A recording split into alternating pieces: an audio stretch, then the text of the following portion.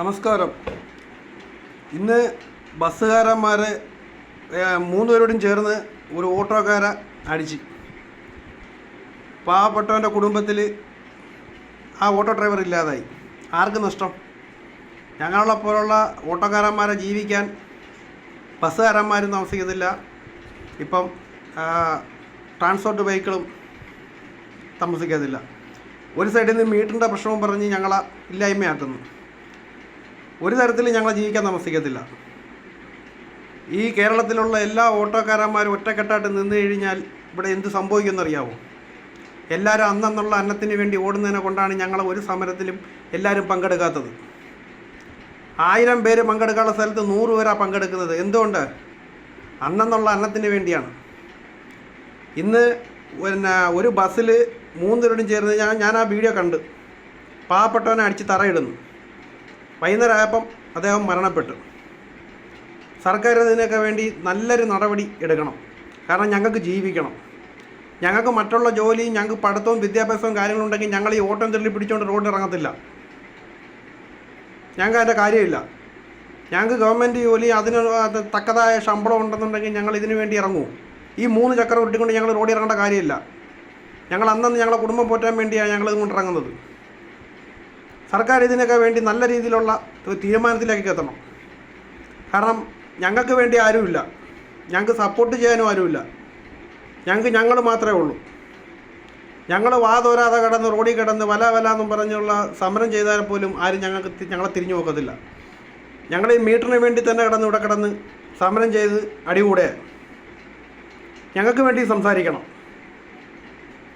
ഞങ്ങൾ കേരളത്തിൽ 10 ലക്ഷത്തോളം ഓട്ടോ ഡ്രൈവർമാരുണ്ട്.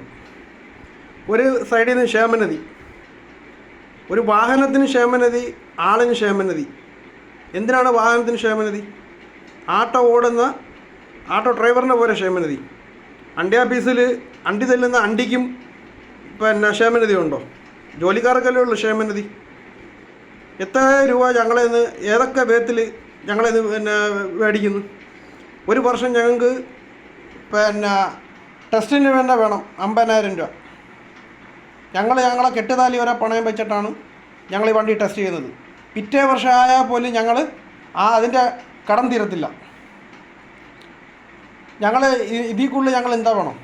ഞങ്ങളത് ആരെന്ന് പിടിച്ചു പറിക്കുന്നു. ഇപ്പം മീറ്ററിന് തന്നെ സ്റ്റിക്കർ ഒട്ടിക്കണമെന്നും പറഞ്ഞ് ഞങ്ങളെന്താ വല്ല കള്ളക്കടത്തുകാരുമാരുമല്ലോ ഞങ്ങൾ വണ്ടിയിൽ സ്റ്റിക്കർ ഒട്ടിക്കുക. ഞങ്ങളെ കള്ളനാക്കുകയല്ലേ. 1000 പേരിൽ ഒരാൾ മാത്രം മോശക്കാരനാകുമ്പോൾ ഞങ്ങളെല്ലാവരെയും മോശക്കാരനാക്കുന്നതിന്. ഇതേപോലെ ആ പാവപ്പെട്ടൻ മരണപ്പെട്ടു. നല്ല നീതി കൊടുക്കണം. കാരണം അദ്ദേഹത്തിൻ്റെ കുടുംബത്തിനല്ലേ ഇല്ലാതായത്. കൊലപാതകത്തിന് കേസെടുക്കണം അവന്മാർക്കെതിരെ. അടിച്ച് തറയെ വന്ന് വീഴുന്നതായിട്ടുള്ള വീഡിയോ ഉണ്ടല്ലോ, ഞാൻ വാർത്ത കണ്ടതാണ്. നല്ലൊരു സർക്കാരിൻ്റെ നല്ല നീതി ആട്ടോക്കാർക്ക്, ഡ്രൈവർമാർക്കല്ല, നല്ലൊരു നീതി പ്രതീക്ഷിക്കുന്നു. റോഡിൽ കൂടെ ഞങ്ങൾ ആട്ടോക്കാരന്മാർ പോകുമ്പോഴത്തേക്ക് ഞങ്ങളെല്ലാം പുച്ഛിച്ച് കണക്കാണ് ബാക്കിയുള്ള കാറുകാരന്മാരെല്ലാം ഞങ്ങളെ കാണുന്നത്.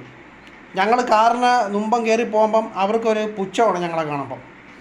ഞങ്ങൾ മറ്റുള്ള സ്ഥലങ്ങളിൽ ചെല്ലുമ്പം ആട്ടോക്കാരൊക്കെ ഞങ്ങളെ കാക്കി കാണുമ്പോഴത്തേക്ക് എല്ലാവർക്കും ഒരു പുച്ഛമാണ്. ഞങ്ങൾ തൊഴിലല്ലേ ചെയ്യുന്നത്. ഞങ്ങൾ ജീവിക്കാൻ വേണ്ടി ഞങ്ങൾ തൊഴിലാണ് ചെയ്യുന്നത്. ആട്ടോക്കാരന്മാർക്ക് ഇനിയെങ്കിലും എല്ലാ രീതിയിലും ഞങ്ങൾക്ക് നല്ല സഹായങ്ങൾ വേണം. സർക്കാരിൻ്റെ പക്ഷത്തുനിന്നും ജനങ്ങളുടെ പക്ഷത്തുനിന്നും. ഇത് പറഞ്ഞുകൊണ്ട് ഞാൻ നിർത്തുകയാണ്. നല്ലൊരു നീതി പ്രതീക്ഷിച്ചുകൊണ്ട് നിർത്തുകയാണ്.